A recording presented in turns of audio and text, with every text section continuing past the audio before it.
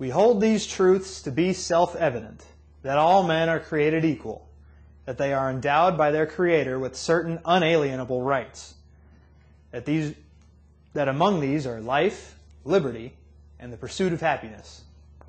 It's a sad truth that many people throughout the United States don't know where these words come from. I feel it's my duty to tell you they were written into the United States Constitution. In 1854, Abraham Lincoln gave what many consider to be the first major interpretation of the Constitution, when he said that he believes these unalienable rights should be afforded to all men and women of the United States, regardless of skin color or creed. Somehow, however, after more than 150 years of Abraham Lincoln's declaration, we still live in a bigoted society. Believe it or not, discrimination is alive and well in the United States. And the sickest part of it is, it's perfectly legal. Through the implication of what are commonly known as defensive marriage acts throughout states in the United States, the United States government is discriminating against the gay community. There are more than 1,138 protections, rights, and privileges afforded exclusively to married citizens of the United States. These include things such as Medicaid, tax law, even hospital visitation privileges. Imagine, if you will, not being able to visit your significant other, your most dear loved one, in their greatest time of need, and what might be their last time of need.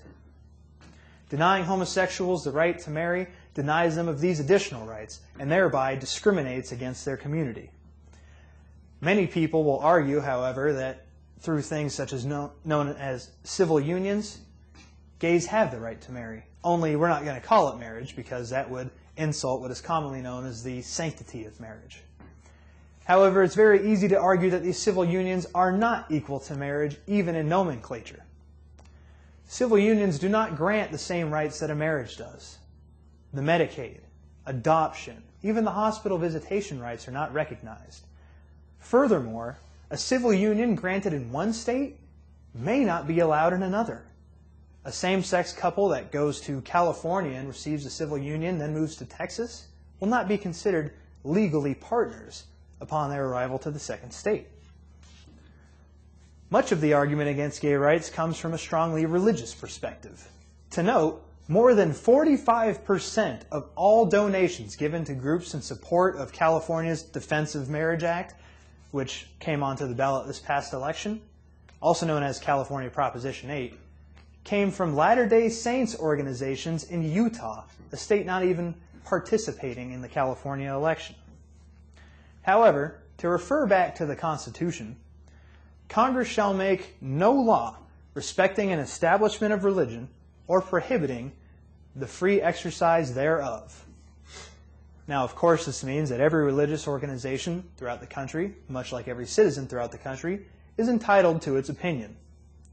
However, it is not the duty of the United States government to recognize it, even if it is based solely on a religious practice.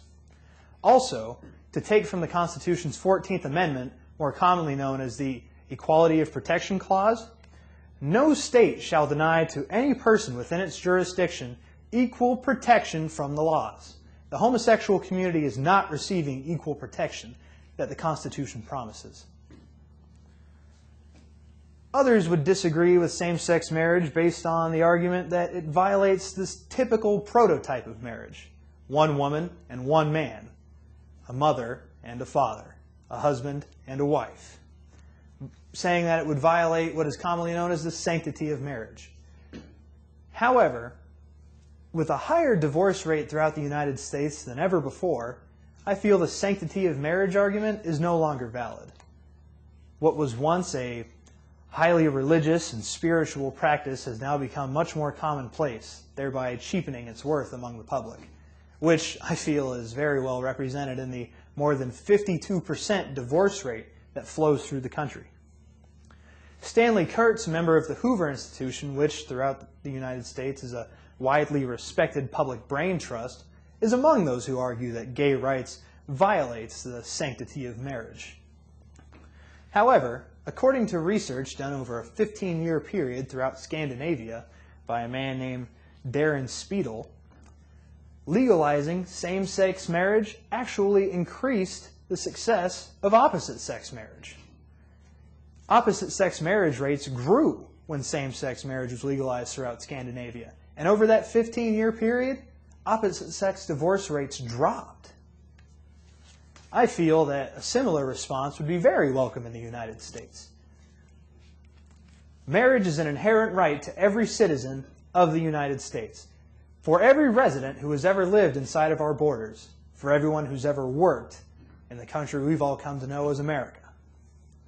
Even more reason to allow same-sex marriage throughout the United States than the arguments for gay rights is the lack of logical and reasonable arguments against it.